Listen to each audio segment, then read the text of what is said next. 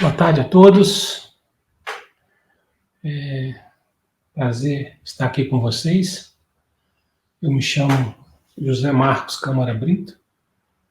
As pessoas, de modo geral, me chamam de Brito. Eu sou pró-diretor de pós-graduação e pesquisa aqui do Inatel e também coordenador dos cursos de mestrado e doutorado em telecomunicações do Inatel. Então, nosso objetivo aí nos próximos 30, 40 minutos é apresentar para vocês uma visão geral do nosso programa de mestrado e doutorado, dedicando aí um tempo para mostrar para vocês, ao final, as oportunidades de bolsas que nós temos e os diferenciais que nós temos em relação às outras instituições, quando a gente fala não só do perfil do nosso curso, da atuação do nosso curso, mas também quando a gente fala das bolsas que temos a ofertar para aqueles que desejam cursar o mestrado e o doutorado.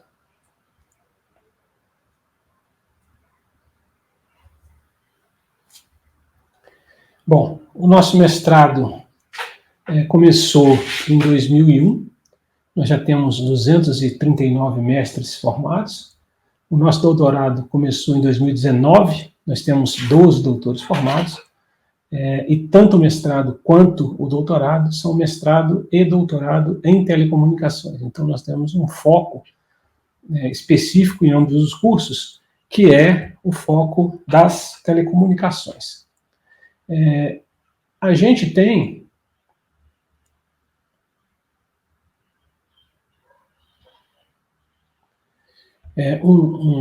nas pesquisas que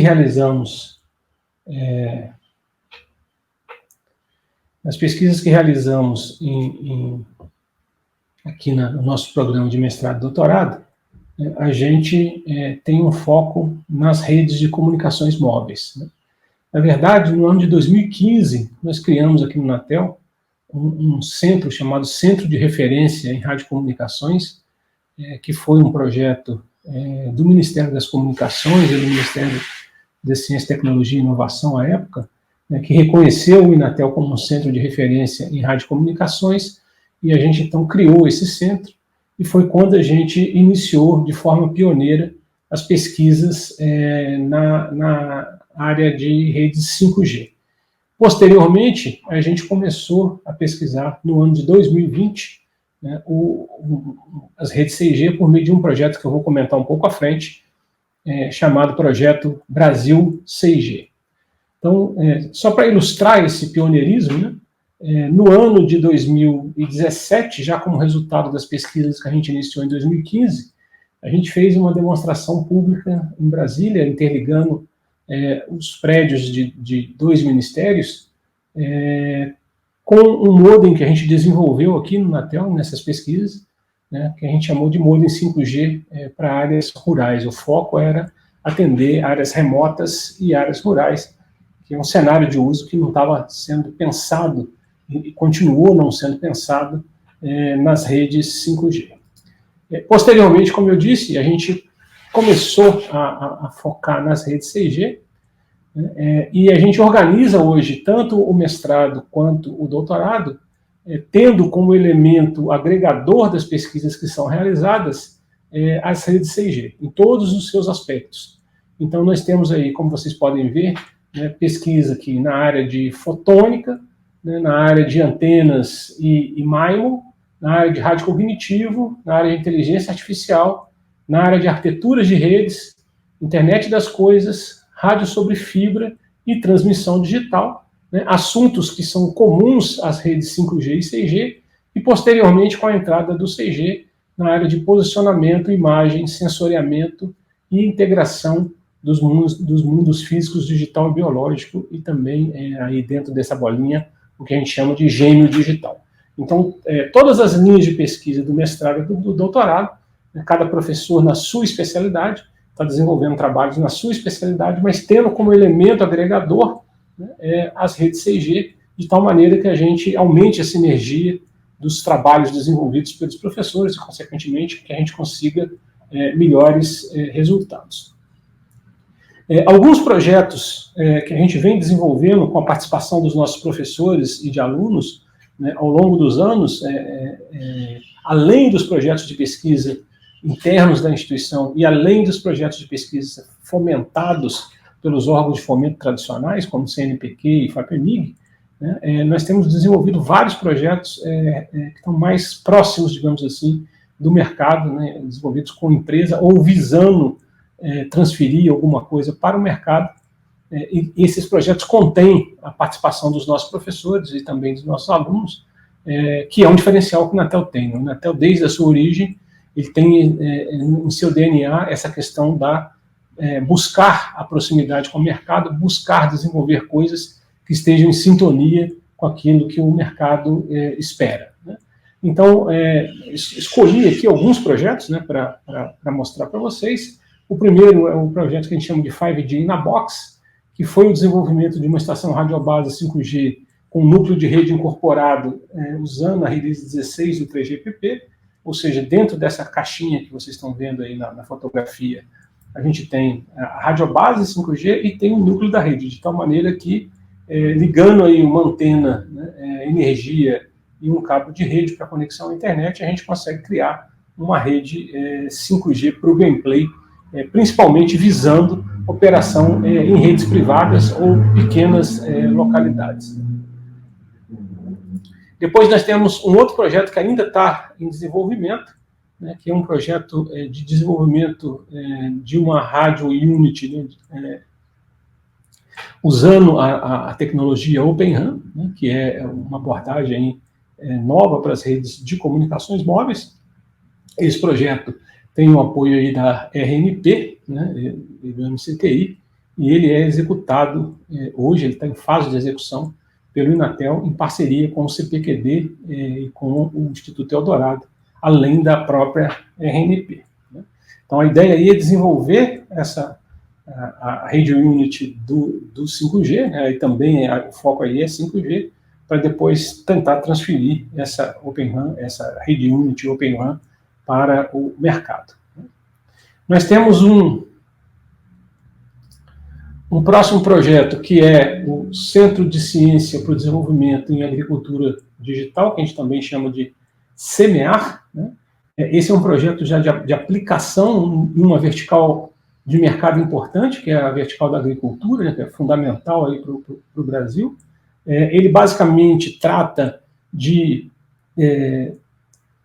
5 eixos, né, sendo um eixo de implantação do que nós estamos chamando lá em cima de DATs, que são centros que vão ser implantados ao longo do Brasil para apoiar os pequenos e médios produtores na questão da agricultura digital, mas ele vai aqui embaixo, em termos de pesquisa, trabalhar com inteligência artificial e sensoriamento remoto, automação e agricultura de precisão, rastreabilidade e certificação digital, e o eixo 2 aqui, que é conectividade e dispositivos, né, que está relacionado com essas coisas todas.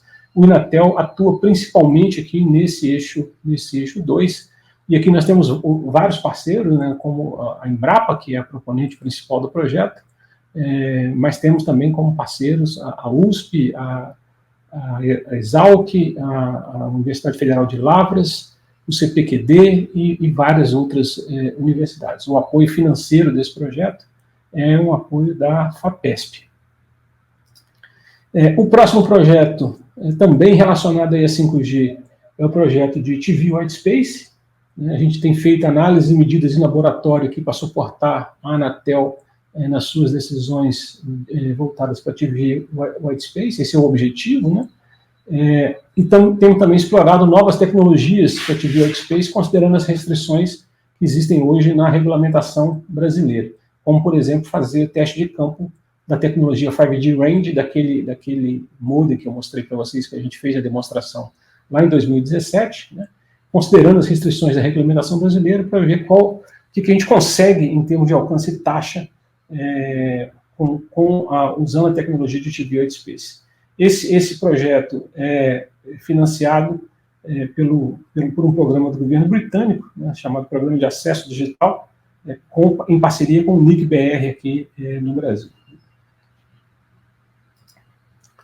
Depois nós temos um outro projeto ainda em rede 5G também, que é aplicações em redes 5G privadas, né, um projeto visando a criação de aplicações para campos inteligentes sobre redes privativas 5G usando visão computacional. Esse é um projeto que a gente executa em parceria com a RNP, num edital que foi ofertado no ano passado, e nós ganhamos esse edital, um edital da FINEP. Com o apoio do Sindicet, que é o Sindicato da Indústria de Comunicação por Satélite no Brasil, nós temos um projeto que se chama Integração Satélite 5G, né, que é analisar o uso de Mobile Edge Computing junto a DynoDB para execução de aplicações que consomem dados sensíveis à latência. O grande problema aí de comunicações 5G e futuramente 6G, né, com satélite é a questão do atraso para aplicações sensíveis à latência. Então a ideia aí é testar como que o MEC, né, o Mobile Edge Computing, pode tentar nos ajudar a resolver esses problemas. Então esse também é um projeto com apoio aí da indústria, no apoio do Sindicato das Indústrias de Satélites do Brasil.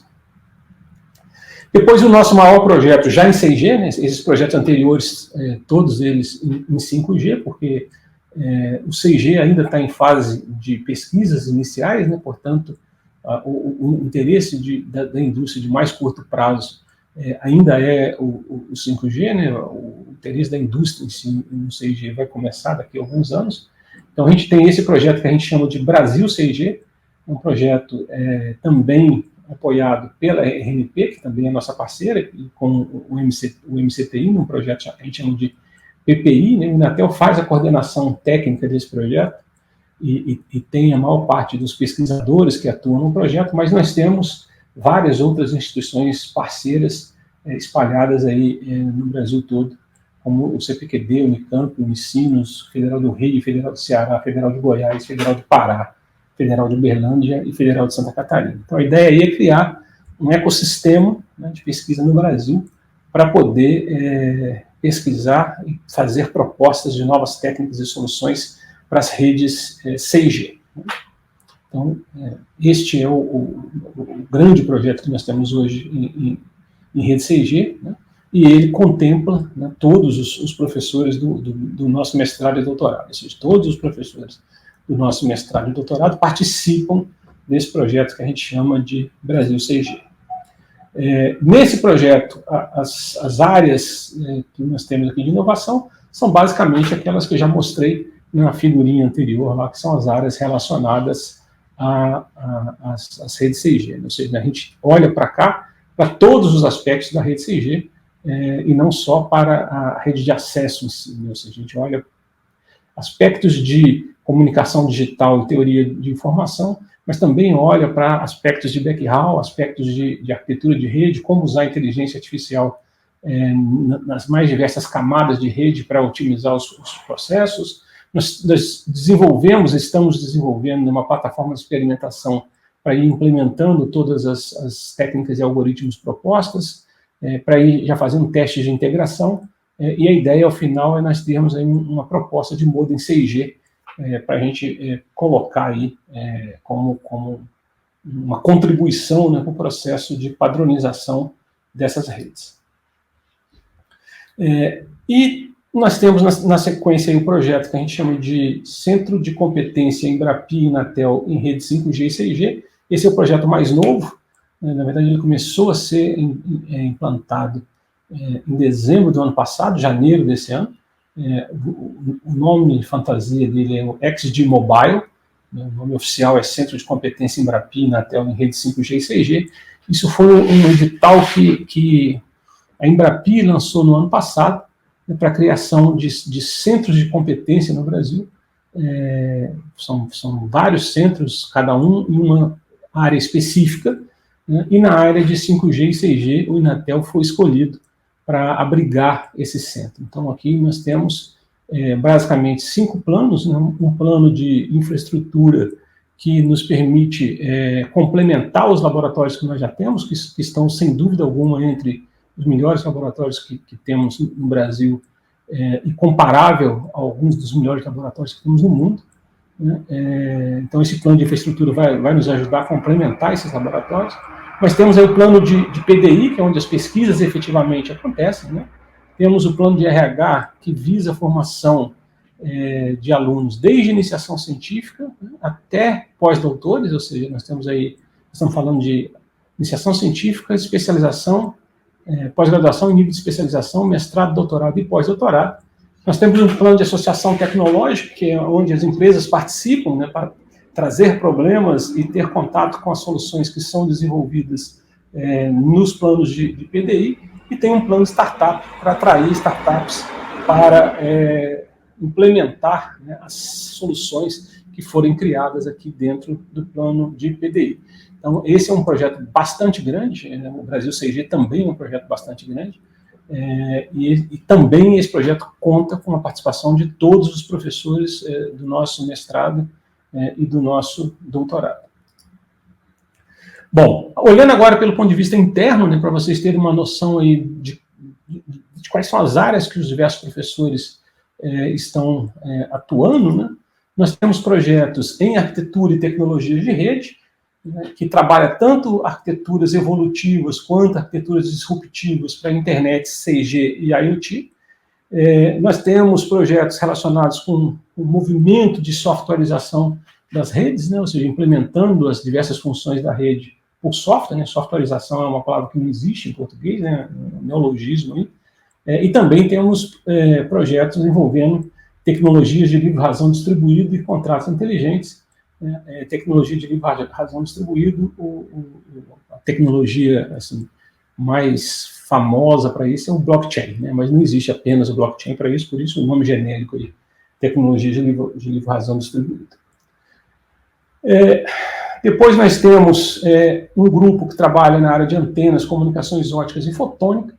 Então esse grupo basicamente desenvolve antenas para 5G, 6G, aviônica e radares, né, atualmente mais focado em 6G e aviônica, apesar de estar um pouquinho desconectado aí da questão do 6G, é uma área de trabalho na área de antenas muito importante. Comunicações optical wireless, ou seja, união do mundo das comunicações óticas com as comunicações sem fio, quer seja por meio de transmissão sem fio de luz, quer seja por meio de transmissão de sinais de RF, de radiofrequência, dentro da fibra. Comunicações por luz visível e também Power over Fiber, que é a ideia de você transmitir potência e energia, né, elétrica pela fibra ótica.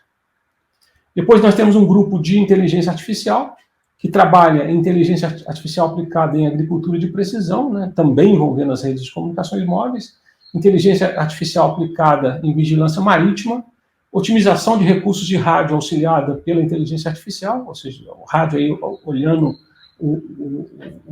a ideia do rádio cognitivo aplicado às redes 6G, e segurança cibernética em IoT auxiliada por inteligência artificial.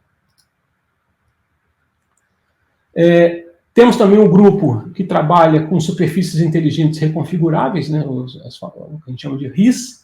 O RIS é uma tendência grande para as redes 6G, né, você usar superfícies inteligentes reconfiguráveis para melhorar a cobertura e também melhorar a qualidade da transmissão.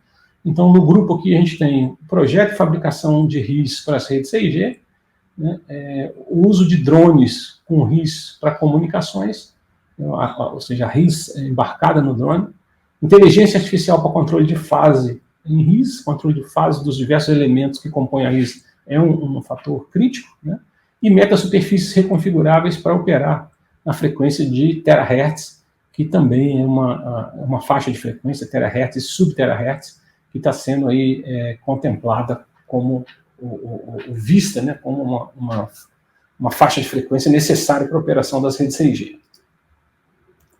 Depois temos o grupo de rádio cognitivo e transmissão digital, né, que trabalha com técnicas de processo dinâmico ao espectro, que é também uma necessidade atual, não diria nem das redes 6G, é uma necessidade atual, né, porque o volume de tráfego está aumentando, a demanda de tráfego está aumentando e a alocação fixa de espectro já não é mais razoável para esse cenário. Né, trabalha com novas técnicas de modulação digital, novas formas de onda para a rede 6G. Os rádios que a gente implementa aqui, a gente já usa uma forma de onda nova, que é o GFDM, né, novas técnicas de múltiplo acesso para a rede 6G e também sistemas de transmissão de energia sem fio. Então, esses são os 5 tópicos que o pessoal que trabalha na área de rádio cognitivo / transmissão digital trabalha. Né. Muito bem, falando um pouquinho das bolsas agora, né, eu espero ter dado aí nesses 20 minutos iniciais, né, uma visão panorâmica do que é o nosso curso, né, uma visão panorâmica do que nós temos e do que nós focamos, né, e vamos agora, então, mostrar para vocês as oportunidades de bolsas que vocês podem ter aqui na instituição, né, os diferenciais que nós temos em termos de bolsa, né, para que eventualmente vocês se animem a vir cursar o mestrado e o doutorado conosco. Então, nós temos, como todas as instituições possuem, né, as bolsas oriundas de órgãos de fomento, né, que são as bolsas clássicas, né, então nós temos bolsas da CAPES, nós temos bolsas do CNPq, né, temos bolsas da FAPEMIG, né, que é a Fundação de Amparo à Pesquisa aqui do Estado de Minas Gerais, e temos também bolsas da FAPESP, que é a Fundação de Amparo à Pesquisa do Estado de São Paulo. Parece estranho a gente ter bolsa da FAPESP, né, mas é porque a gente tem alguns projetos em que a gente participa, né, projetos de pesquisa que a gente participa, o SEMEAR é um deles, mas não é o único, né, há outros projetos, o projeto Samurai também é um outro projeto, que são projetos que, embora financiados pela FAPESP, eles são projetos de alcance nacional. Então, eles têm a maior parte das instituições do Estado de São Paulo, por ser financiado pela FAPESP, mas ele contempla participações de outras instituições de outros estados do Brasil, e o Inatel participa de alguns desses projetos. Em função disso, a gente tem bolsas tanto da FAPEMIG quanto da FAPESP. Nós temos diversas bolsas que estão relacionadas com projetos em que temos parcerias com empresas, né? Ou seja, projetos que são desenvolvidos dentro do programa de mestrado e doutorado, mas cuja temática foi definida em conjunto com as empresas. Então, nós temos aí a NPT Cable como exemplo, o CPQD, a ATEC e a Ocelot, que antigamente chamava LACE, né, e o Sindichat, como exemplos recentes, né, tem várias outras empresas, mas eu estou colocando aqui os exemplos mais recentes, né, de projetos em que a temática em si foi definida em conjunto pelo nosso programa de mestrado e doutorado com as empresas, e portanto, os projetos são financiados pelas empresas, ou seja, as bolsas são atribuídas pelas empresas. Depois nós temos as bolsas da própria fundação, né, ou seja, a fundação do Inatel, que a gente chama de Finatel, né, ela também atribui um determinado número de bolsas, né, principalmente quando a demanda por bolsas é maior do que a oferta que nós temos tanto dos órgãos de fomento quanto das empresas, né. Então, a gente tem uma possibilidade de ter bolsas da própria fundação. E a fundação também tem um programa que a gente chama de complementação de bolsas, né, que permite que a gente oferte valores de bolsas maiores do que aqueles que são ofertados pelos órgãos de fomento. Então, alguns projetos com empresas já têm valores pré-definidos pelas empresas, né, e que tipicamente são maiores do que aqueles definidos pelos órgãos de fomento, mas para a gente complementar os valores que são ofertados pelos órgãos de fomento, nós temos um programa interno aqui da nossa fundação, que é o programa de complementação de bolsa. Então, no mestrado hoje, a gente trabalha com bolsas variando aí de R$ 2.100 a R$ 3.000. R$ 2.100 é o padrão das bolsas dos órgãos de fomento, né, da CAPES, da FAPEMIG, por exemplo. E no doutorado nós temos bolsas aí variando de R$ 3.100 a R$ 5.000. De novo, aí 3.100 é o padrão dos órgãos de fomento, e a gente complementa essa bolsa para ela chegar até R$ 5.000. Lembrando que quando a gente fala de bolsa, né, é um recurso que o aluno recebe, sobre o qual não incide imposto de renda, não incide nenhum outro tipo de desconto. Bom, e como essas bolsas são ofertadas, né? Quando as bolsas vêm de órgãos de fomento ou vêm da própria fundação, Finatel, né, a gente necessariamente tem que ter um processo que segue um ritual, né, maior. Né? Antes disso, né, como que os alunos solicitam bolsa? Né? No início do programa, quando ele vai fazer a matrícula dele, né, ele indica se ele deseja receber essa bolsa ou não, tem lá um formulário próprio para isso, né?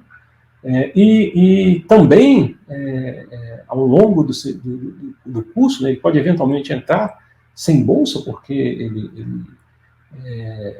está trabalhando, por exemplo, e não conseguiu uma bolsa, embora hoje seja possível, né, ter o acúmulo de bolsa com atividade profissional, vou falar disso daqui a pouquinho, mas e no meio do caminho ele decidiu que, não, agora eu vou passar 6 meses me dedicando mais fortemente ao curso, vou pedir licença no meu trabalho, então agora eu vou pedir a bolsa. Ou seja, o pedido da bolsa não tem que ser feito apenas no momento da entrada no curso, né? Ele pode ser feito a qualquer momento, né? Mas ele na verdade, uma janela semestral, né? Ou seja, a qualquer momento no início de cada semestre, que é quando a gente define quais são os alunos que receberão as bolsas que nós temos disponíveis. Né?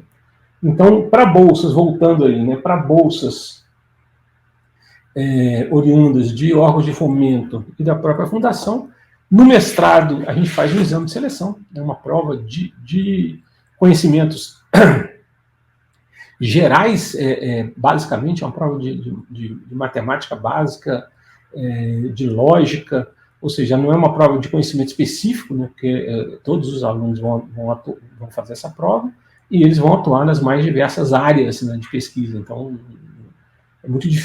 seria muito difícil você fazer uma prova, por exemplo, para quem vai trabalhar na área de antenas e uma prova para quem vai trabalhar na área de inteligência artificial, né, e você fazer 2 provas totalmente diferentes, é muito difícil você garantir que as 2 terão exatamente o mesmo nível de dificuldade. Eu diria que isso, após quase 40 anos como professor, eu diria que isso é praticamente impossível. Né? Então, a gente faz uma única prova de conteúdo mais básico e mais geral, e aplica para todo mundo, né? Não é de conteúdo específico. Além disso, além da prova, a gente leva em conta a produção acadêmica do aluno pregressa, né? Ou seja, artigos acadêmicos que ele tenha, porventura, publicado em congressos nacionais, em congressos internacionais ou em periódicos. E se o solicitante, né, da bolsa já é aluno do nosso curso, né, ou seja, ele entrou sem a bolsa e depois, no meio do caminho, ele pediu a bolsa. Ele solicitou a bolsa. Né? Aí também a gente leva em conta o desempenho acadêmico do aluno no nosso curso especificamente. Né? Existe uma equação de ponderação dessas 3 coisas, né? Sendo que quando o aluno está ingressando, obviamente, o desempenho acadêmico não é levado em conta, porque ele não é nosso aluno. Né? E a produção acadêmica ela é sempre um bônus, ou seja, ela entra somando ao resultado que o aluno obteve no exame de seleção. Quando a gente vai para o doutorado, aí o critério é basicamente produção acadêmica, ou seja, o que o aluno produziu em termos de artigos, em periódicos e em congressos durante o mestrado dele. Né? Então, basicamente isso que se olha, não existe o exame de seleção nesse caso, né? Porque, na verdade, o que é mais relevante, né, no processo de doutorado é a capacidade de produção acadêmica do aluno. Então, é isso, basicamente, que a gente utiliza. A gente olha tudo que o aluno publicou, a CAPES, né, ela classifica os periódicos da nossa área, né, e a gente usa a classificação da CAPES, ou seja, a gente não usa uma classificação interna, né, para não ter nenhum tipo de viés, nenhum tipo de possibilidade de não assumir um critério que seja absolutamente geral e único. Né? Então, a gente segue o critério da CAPES para classificar os periódicos e, com base nisso, então, a gente pontua usando a mesma regra de pontuação da CAPES para cada um desses periódicos e compara a produção acadêmica dos alunos. Né? Quando a gente está falando de bolsa com projeto, né, aí é um pouquinho diferente. Né? porque como o aluno está sendo selecionado para trabalhar num projeto específico, né? E nesse projeto específico, muitas vezes, há necessidade de termos conhecimentos prévios específicos, experiências específicas, para que o aluno possa desenvolver aquele trabalho dentro do prazo esperado e acordado com as empresas, né? Então, a gente não usa esse critério geral que está colocado aí, e aí o exame de seleção é feito caso a caso, né? E aí, ou seja, projeto a projeto, né? E aí ele pode levar em conta diversas questões, como, por exemplo, uma análise curricular inicial, para ver se o aluno tem perfil para trabalhar naquele projeto específico. Pode levar em conta exames de seleção, mas aí um exame de seleção mais específico, né, para verificar as habilidades dos alunos nos assuntos relacionados com aquele projeto específico. Né. Pode levar em conta entrevistas feitas pelo coordenador do projeto, entrevistas técnicas, né? E também pode levar em conta o perfil do candidato, aí olhando pelo ponto de vista das entrevistas e dos testes feitos pela nossa área de RH. Ou seja, é quase como se fosse uma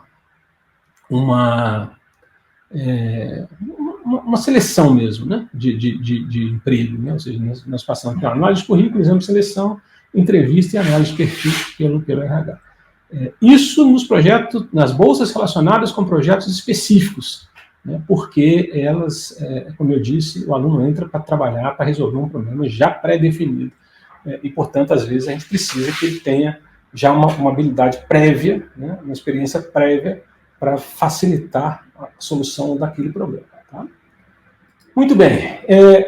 Até o ano passado, praticamente, comecinho do ano passado, finalzinho do ano retrasado, não era possível haver acúmulo de bolsas e vínculo empregatício. Os órgãos de fomento proibiam isso, né, de forma expressa.